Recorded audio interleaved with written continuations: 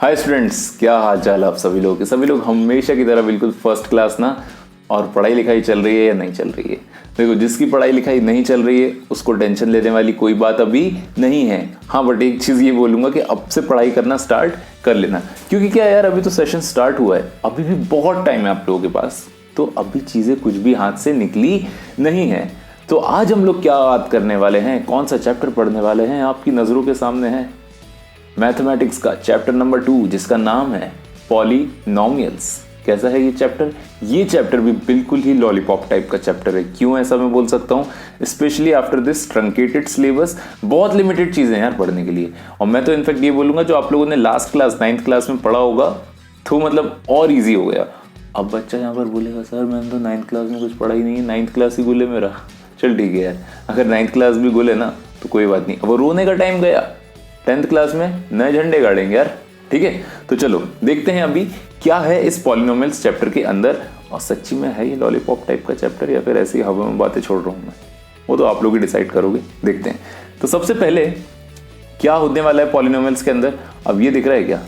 ये चिंटू है, इसके तोते उड़े हुए हैं ये चैप्टर देख करके। तो चलो देखते हैं क्या है आखिर इस चैप्टर के अंदर। ईजी है बिल्कुल।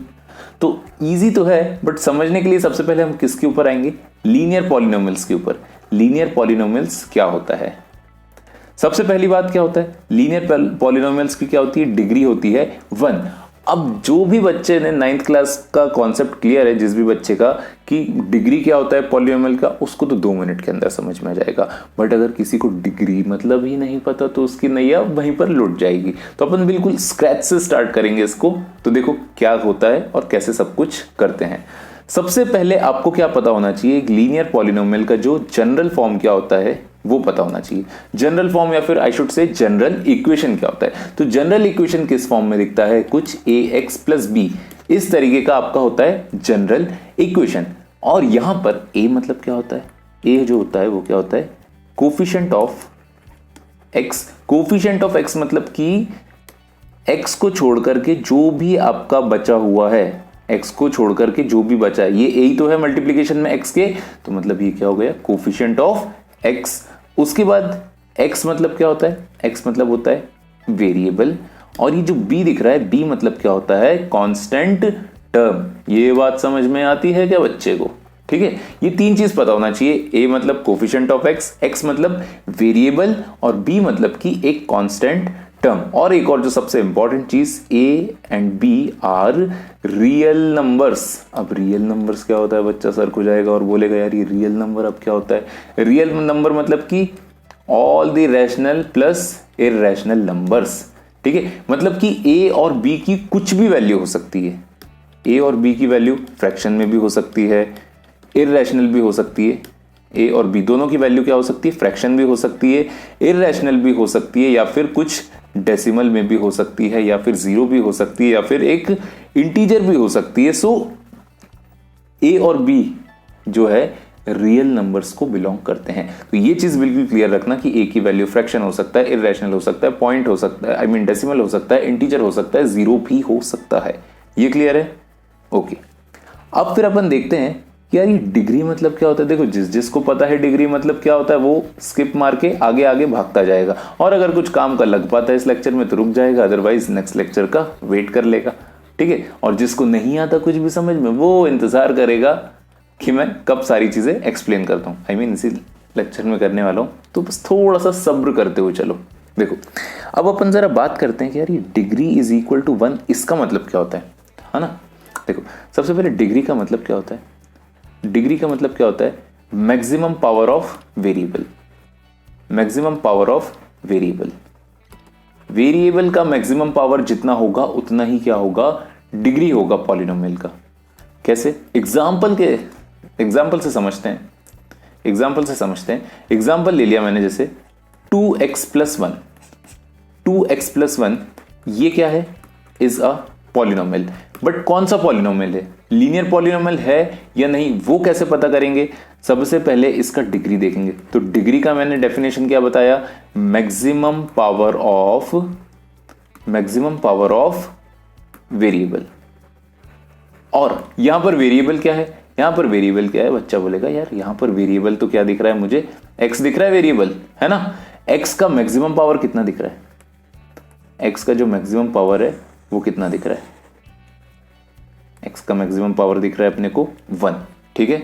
x का मैक्सिमम पावर हमको 1 दिखा, तो मतलब कि ये पॉलिनोमियल का डिग्री कितना हुआ 1, और जो भी पॉलिनोमियल का डिग्री 1 है वो क्या होता है, लीनियर पॉलिनोमियल होता है। बच्चा बोलेगा हाँ होता है, तो मतलब कि 2x + 1 ये क्या हो गया, एक लीनियर पॉलिनोमियल हो गया।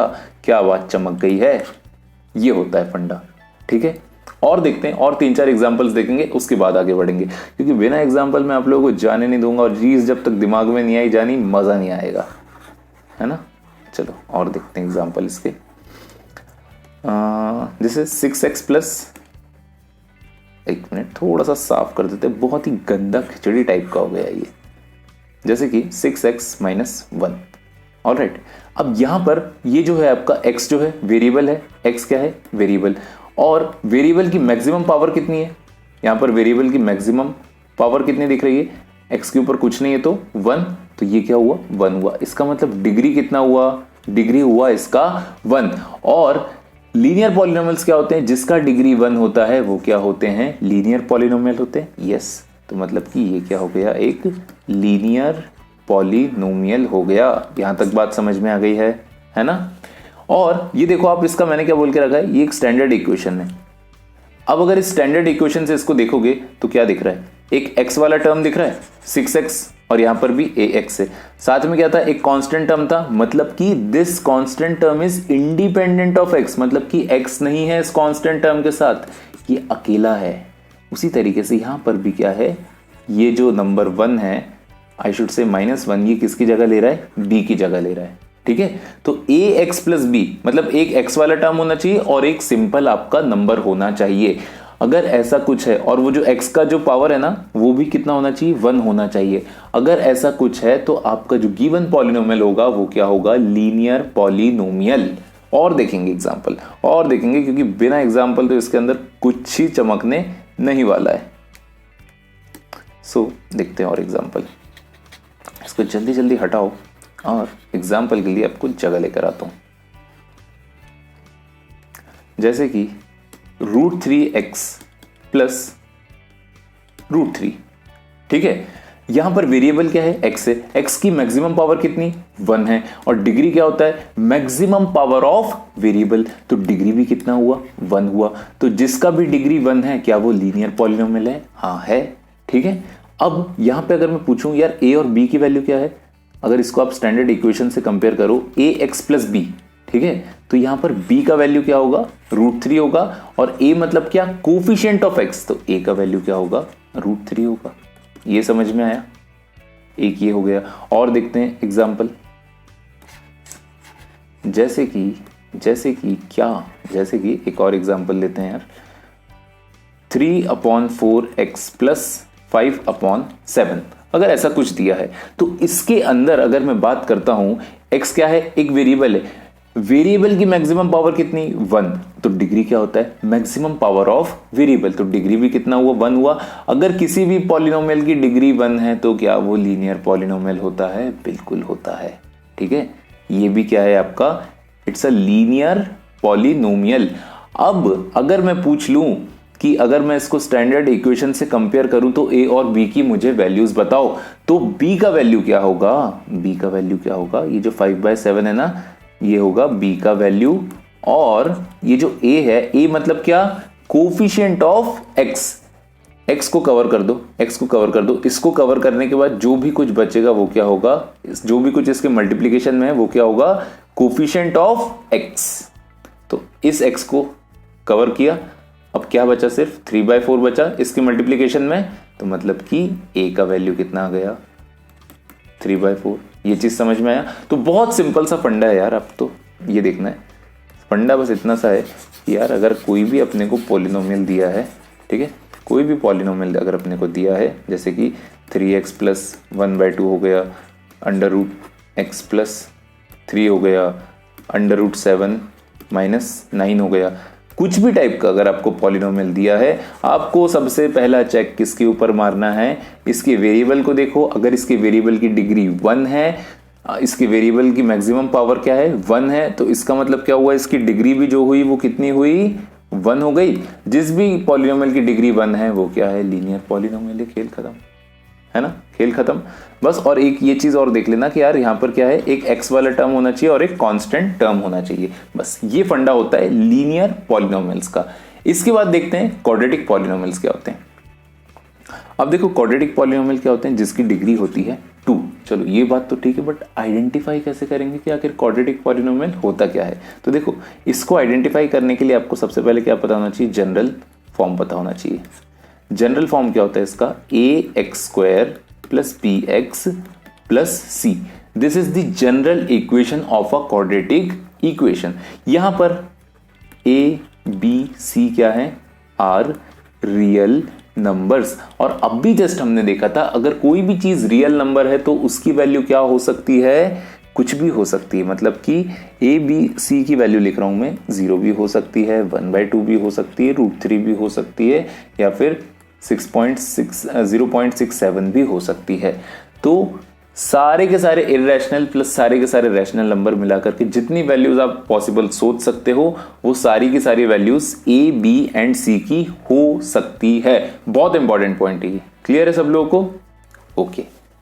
अब देखते हैं कि ये तो हो गया, चलो आपका a b c जो हो गए आपके, ये हो गए रियल नंबर हो गए, है ना। बट हम आइडेंटिफाई कैसे करेंगे कि अगर कोई पॉलिनोमियल आपको दे के रखा है तो वो क्वाड्रेटिक है या लीनियर है, ठीक है। तो आओ चलो देखते हैं इसमें। अब इसमें भी बहुत सिंपल सा फंडा है, जैसे कि मैंने यहाँ पर लिखा है डिग्री पॉलिनोमियल का क्या होना चाहिए, 2 होना चाहिए। और डिग्री का डेफिनेशन तो अब हमको पता है, डिग्री मतलब क्या होता है, maximum power of variable. Degree मतलब क्या होता है, maximum power of variable, simple. अब जैसे मैंने आपको ये एक इक्वेशन लिख करके दे दिया, x² + 2x + 1, ये एक इक्वेशन है। तो सबसे पहले मैंने देखा यार इसके अंदर वेरिएबल कौन है, मैंने नजरें दौड़ाई और देखा तो क्या वेरिएबल कौन मिला मुझे, x मिला। और अब मुझे क्या देखना है, x की मैक्सिमम पावर कितनी, x की यहां पर मुझे मैक्सिमम पावर कितनी दिख रही है, 2 दिख रही है। इसका मतलब डिग्री भी कितनी हो गई इसकी, डिग्री भी क्या हुई, maximum power of variable which is 2। तो मतलब डिग्री कितनी हुई इसकी, 2 हुई। अगर डिग्री 2 है तो ये क्या क्वाड्रेटिक पॉलिनोमियल होगा, बच्चा बोलेगा यस। क्वाड्रेटिक पॉलिनोमियल्स वो होते हैं जिसमें वेरिएबल की मैक्सिमम पावर या फिर पॉलिनोमियल की पूरी डिग्री ही 2 हो, ये क्लियर है। तो डिग्री का बस ये चीज ध्यान रखना, degree is equal to maximum power of variable. Alright, यहां तक सब क्लियर है। और इसके एग्जांपल्स देखते हैं, इसके कुछ और एग्जांपल्स देखते हैं, तब जाकर के तो चीजें बिल्कुल मक्खन की तरह स्मूथली समझ में आएगा। जैसे कि 3x² - √3x + 1/2, क्लियर। अब मुझे ये बताना है कि यार ये जो आपका पॉलिनोमियल है ये क्वाड्रेटिक है या नहीं है। तो डिसाइड करने का क्या, बिल्कुल ही सिंपल सा तरीका, और वो क्या होता है, सबसे पहले मैंने पकड़ा क्या, वेरिएबल। वेरिएबल की सबसे पहले क्या पकड़ा मैंने, वेरिएबल पकड़ा। और वेरिएबल की मैक्सिमम पावर कितनी दिख रही है, यहां पर दिख रहा है मुझे वेरिएबल की मैक्सिमम पावर कितनी है, 2 है, ठीक है। वेरिएबल की मैक्सिमम पावर यहां पर कितनी है, 2 है। तो इसका मतलब डिग्री क्या होगा, डिग्री मतलब क्या होता है, maximum power of variable. Variable का मैक्सिमम पावर, ये क्या लिखा है, वेरिएबल लिखा है, तो यहां पर कितना जाएगा, 2 आ जाएगा, है ना, क्योंकि मैक्सिमम पावर कितना है इसका, 2 है, तो डिग्री भी ऑब्वियसली 2 ही होने वाला है। तो जिस भी पॉलिनोमियल का डिग्री अगर 2 है तो वो क्या कहलाते हैं, क्वाड्रेटिक पॉलिनोमियल। ये हो गया सिंपल सा फंडा, समझ में आया। तो ये चीज है। अब देखो मैंने आपको बताया था ना, a b और c कुछ भी वैल्यूज ले सकते हैं। तो देखो यहां पर b का वैल्यू क्या है, -√3, और c का वैल्यू क्या है, 1/2, और a का वैल्यू क्या है, 3। ये समझ में आ रहा है, कहां से बोल दिया a b c और a b एंड c का वैल्यू, ये यहां से देखो। x² का कोफिशिएंट क्या है, a है, उसी तरीके से यहां पर x² का कोफिशिएंट क्या है, 3 है। यहां पर x का कोफिशिएंट आपको क्या दिख रहा है, b दिख रहा है, और यहां पर x का कोफिशिएंट क्या है, -√3, और यहां पर c मतलब क्या है, एक कांस्टेंट टर्म, मतलब कि इंडिपेंडेंट ऑफ एनी वेरिएबल। यहां पर c है तो यहां पर क्या है, ये फिर 1/2। आई होप ये चीज आप लोगों को क्लियर हुआ होगा। तो बहुत सिंपल सा फंडा है, अगर आपको क्वाड्रेटिक पॉलिनोमियल आइडेंटिफाई करना है, वेरिएबल को पकड़ो, वेरिएबल की मैक्सिमम डिग्री को देखो, मैक्सिमम पावर को देखो, अगर पावर उसका 2 है तो डिग्री क्या होता है, degree is equal to maximum power of variable again which is 2, मतलब कि क्या होगा, given polynomial is a quadratic polynomial, खेल खत्म, है ना। आओ और आगे देखते हैं कि क्यूबिक पॉलिनोमियल क्या होता है। देखो क्यूबिक पॉलिनोमियल क्या होता है, डिग्री जिसकी 3 हो, सिंपल। अब इसका जनरल इक्वेशन क्या होता है, देखो ax³ plus bx² plus cx plus d, ये होता है इसका जनरल इक्वेशन। अब डिग्री क्या होना चाहिए, 3 होना चाहिए। डिग्री के लिए हम लोग क्या देखते हैं, maximum power of variable, maximum power of variable, right.